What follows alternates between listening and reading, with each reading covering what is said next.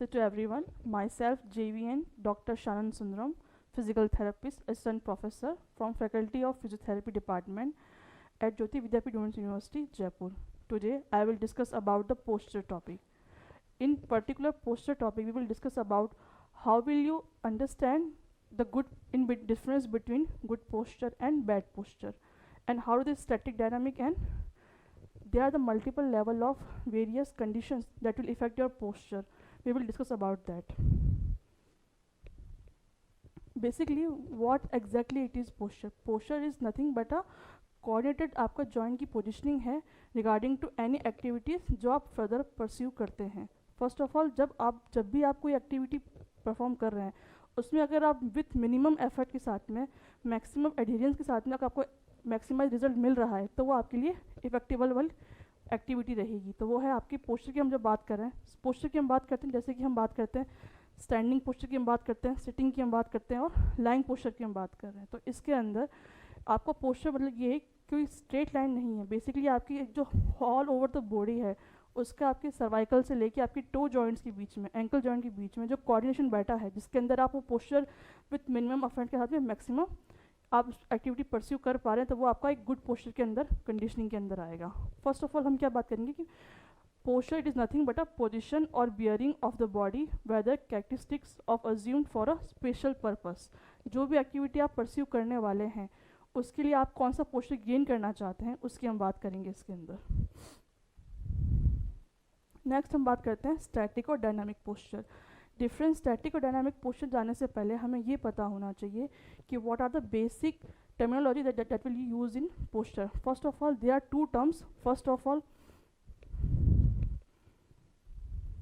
First of all, one is BOS and the second one is LOG. अब इसमें difference क्या है? BOS की हम बात करें तो उसका फुल फॉर्म होगी base of support. Base of support से हम ये समझते हैं कि अगर हम एक इंसान स्टैंडिंग पोस्चर के अंदर है तो उसकी जो एंकल की पोजीशन है, उसका जो फुट की प्लेसमेंट है वो आपकी जो सरफेस लेवल पर टच कर रही है उसकी पोस्टीरियर जो लाइन है वो है आपका बेस ऑफ सपोर्ट. अगर आप स्टैंडिंग में देखेंगे तो स्टैंडिंग में आपकी जो फुट की जो पोजीशनिंग है फ्लैट सरफेस के ऊपर. सेकंड है आपके पास में लाइंग पोजीशन. लाइन के अंदर आपकी ऑल ओवर द बॉडी जो सरफेस के टच में आ रही है आपकी पोस्टीरियर जो लाइन कवरेज कर रही है वो है आपकी बेस ऑफ सपोर्ट. और तीसरी हम बात करते हैं सिटिंग के अंदर. जैसे अगर आप सिटिंग पोस्चर में बैठे हुए हैं तो आपका जो हिप जॉइंट से लेके हिप जॉइंट का जो एरिया है, जो सरफेस एरिया है जो आपकी चेयर के ऊपर सपोर्ट में आ रहा है वो है आपका सिटिंग पोस्चर का बेस ऑफ सपोर्ट. अब हम ये बात करेंगे कि द मैक्सिमम हमारा बेस ऑफ सपोर्ट किसके अंदर रहेगा? लाइंग पोस्चर के अंदर. मिनिमम रहेगा हमारे पास में स्टैंडिंग पोस्चर के अंदर. यहाँ हम बात कर रहे हैं स्टैंडिंग और डायनामिक पोस्चर की. अब इसके साथ में ही हम बात करते हैं लाइन LOG की. LOG का क्या मतलब है? LOG का फुल फॉर्म ये है हमारे पास में लाइन ऑफ ग्रेविटी. LOG और centre of gravity. COG centre of gravity. Centre of gravity से मतलब हमारा क्या है कि आपके पास का जो आपकी all over the body mass है वो आपकी बॉडी में एक पोर्शन के ऊपर सेंटर्ड है, वो है आपका सेंटर ऑफ ग्रेविटी की हम बात करेंगे यहाँ पे. तो जैसे कि हम आगे फर्दर हम बात करेंगे कि डिफरेंस क्या है स्टैटिक और डायनामिक पोस्चर के अंदर. स्टैटिक पोस्चर जब भी आप कोई एक्टिविटी करने जा रहे हैं जिसके अंदर आपका बेस और सपोर्ट स्टेबलाइज है. अगर मैं स्टैंडिंग पोजीशन में हूँ, मैं कोई फर्दर मूवमेंट नहीं कर रही हूँ तो वो मेरा स्टैटिक पोस्चर है. डायनामिक पोस्चर वो है जब वॉक करते हुए आपका जो बेस ऑफ सपोर्ट है वो करंटली टाइम के साथ में चेंज हो रहा है तो वो है आपका डायनामिक पोस्चर.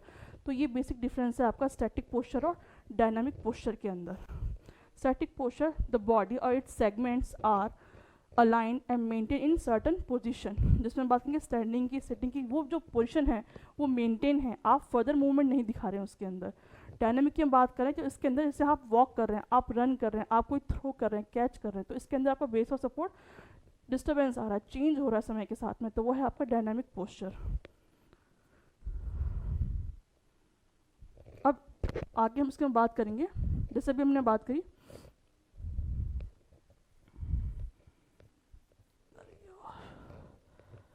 अब बेस ऑफ सपोर्ट की हम जब यहाँ पे बात कर रहे हैं बेस ऑफ सपोर्ट और सेंटर ऑफ ग्रेविटी की अभी हमने बात करी है. ठीक है,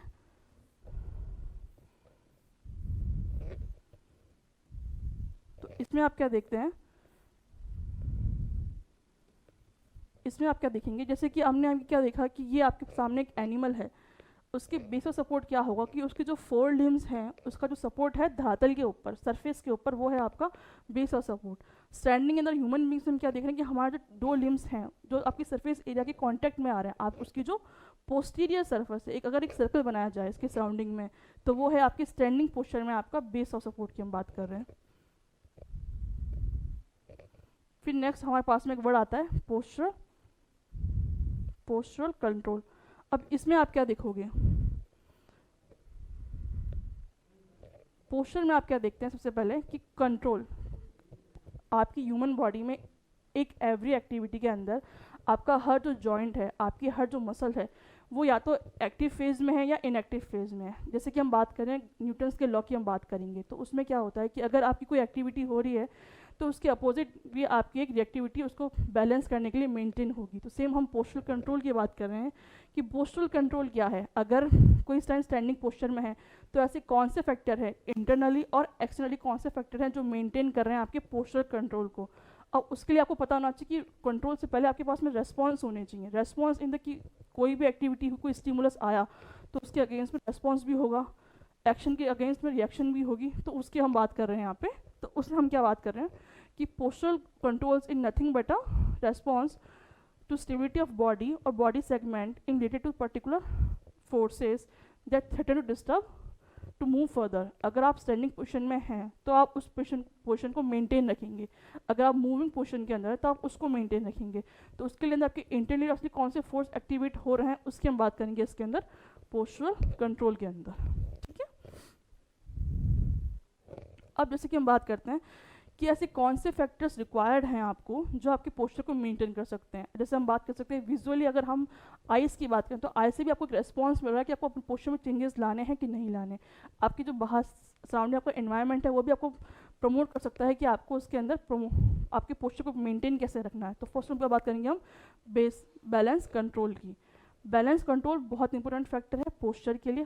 उसमें सबसे पहले क्या देखते हैं कि बायोमैकेनिकल कॉन्स्टेंट्स, हमारी जो ह्यूमन बॉडी है उसमें जो जॉइंट के बीच में आप बात कर रहे हैं, टेंसाइल फोर्स की बात कर रहे हैं, कंप्रेसिव फोर्स की बात कर रहे हैं, तो जो फोर्स हम एक्टिवेट हो रहे हैं जो उस आपकी बॉडी मूवमेंट्स को मेंटेन कर रहे हैं वो उसमें हम आएगा बायोमैकेनिकल कॉन्स्टेंट्स की हम बात करेंगे। नेक्स्ट है आपके पास में cognitive processing. Basically through listening, through visualisation आपके पोस्चर कंट्रोल चेंजेस हो रहे हैं पोस्चर के अंदर, वो किसके अंदर आएंगे, आपका कॉग्निटिव प्रोसेसिंग की बात करेंगे हम, राइट। तीसरा है आपका प्रोसेशन ऑफ वर्टिकली, विजुअल और बट अगर कोई इंसान स्टैंडिंग पोजीशन है अनटिल अनलेस उस पर कोई बाहरी फोर्स नहीं लग रहा है तो पोस्चर मेंटेन रहेगा, तो उसके हम बात करेंगे हम परसेप्शन ऑफ वर्टिकली की हम बात करेंगे। नेक्स्ट है आपके पास में मूवमेंट स्ट्रेटजीज। बेसिकली इसमें हम बात करें कि अगर आप ऑनगोइंग प्रोसेस अगर आप स्टैंडिंग में वॉक कर रहे हैं तो उसके साथ में आपकी जो मसल्स एनर्जी ह्यूमन बॉडी की, जैसे हम बात करें अगर हम वॉक कर रहे हैं तो उसके अंदर आपकी जो फ्लेक्शन एनर्जी है आपकी हिप जॉइंट के अंदर, आपकी एक्सटेंशन एनर्जी है जो आपकी नी जॉइंट के अंदर बात कर रहे हैं, तो उसका जो बैलेंस है आपके बीच में वो है आपकी मूवमेंट स्ट्रेटजीज। नेक्स्ट है आपका सेंसरी इंटीग्रेशन रिवेटनिंग। बेसिकली इससे हमारा जो CNS है ह्यूमन बॉडी के अंदर, अगर आप कोई भी एक्टिविटी करते हैं तो सबसे पहले क्या है उसका बैलेंस और जो आपकी सेंसरी इनपुट कहाँ जाता है आपकी ब्रेन के अंदर। ब्रेन के अंदर आपके पास हम बात करते हैं सेंट्रल नर्वस सिस्टम जो बना हुआ है आपकी ब्रेन से प्लस आपकी स्पाइनल कॉर्ड के अंदर। अगर आपके सारे नर्व इंटैक्ट हैं तभी आप सारे मैसेंजर जो हैं आप एक्सेप्ट कर पाएंगे और उसके अगेंस्ट में आप उसको रेस्पॉन्स दे पाएंगे, तो वही है आपका CNS की हम बात करेंगे। नेक्स्ट लास्ट अपना है सेंसरी मोडलिटीज़। बेसिकली वही हम बात कर रहे हैं कि through visual, through audio, through touch, इसके रिगार्डिंग जो भी चेंजेस आपकी पोस्चर के अंदर दिखाई दे रहे हैं वो आपके किसके अंदर आएंगे, बैलेंस कंट्रोल के अंदर आएंगे।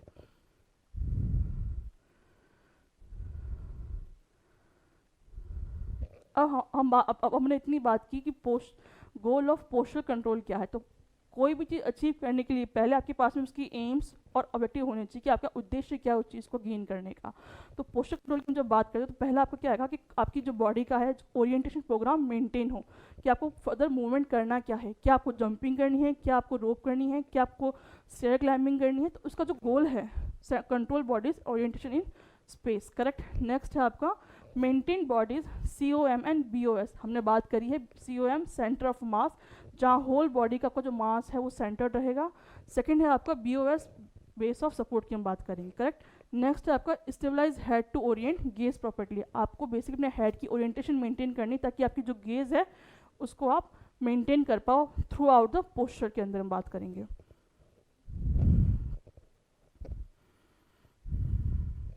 अब हम बात करते हैं पर्ट्यूबरेशन की। अब पर्ट्यूबरेशन का यहाँ पे क्या यूज़ है, जैसे कि नाम एक्सप्लेन कर रहा है पर्ट्यूबरेशन। पर्ट्यूबरेशन बेसिकली कहने का मतलब ये है कि अगर आप स्टैंडिंग पोस्चर में है, अगर कोई इंसान स्टैंडिंग पोस्चर में है तो वो स्टैंड रहेगा, अगर कोई इंसान वॉक में है तो वो वॉक करेगा, बट अनटिल अनलेस उस पर कोई अदर फोर्स एक्टिवेट ना हो जाए, राइट। तो अगर आप कोई इंसान स्टैंडिंग के स्टेबलाइज पोजिशन के अंदर है, अगर कोई भी इंसान स्टैंडिंग के पोस्चर में है और अगर वो स्टेबलाइज है अनटिल अनलेस उस पर कोई बाहर से फोर्स एक्टिवेट ना हो, करेक्ट, तो तब तक उसकी ह्यूमन बॉडी में कुछ चेंजेस नहीं होंगे, तो वो है आपका पर्ट्यूबरेशन। अब पर्ट्यूबरेशन के बाद क्या है कि अब perturbation is any sudden change in condition that displace the body posture in from equilibrium.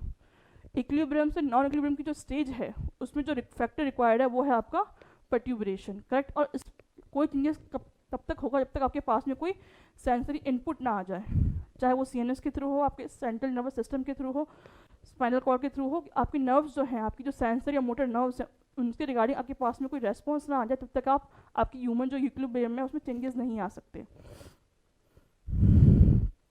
इसके बाद में हम आगे देखेंगे